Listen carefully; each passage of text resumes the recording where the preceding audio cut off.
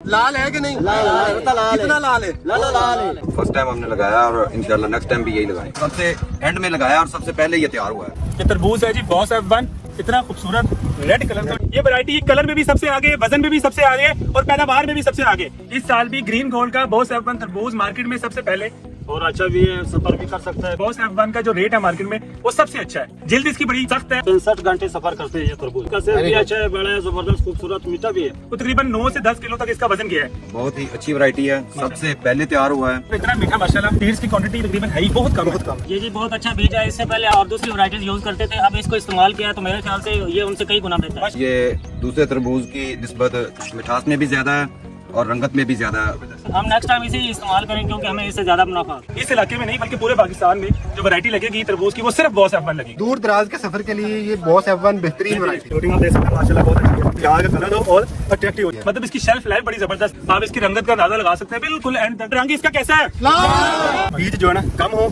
और छोटे हो, बिल्कुल लाल है। सिर्फ एक ही तरबूज लगेगा इस इलाके में और वो है सिर्फ बॉस F1। जिंदाबाद। कलर कैसा है इसका? जल्द कैसी है? हमेशा हम यही लगाएंगे।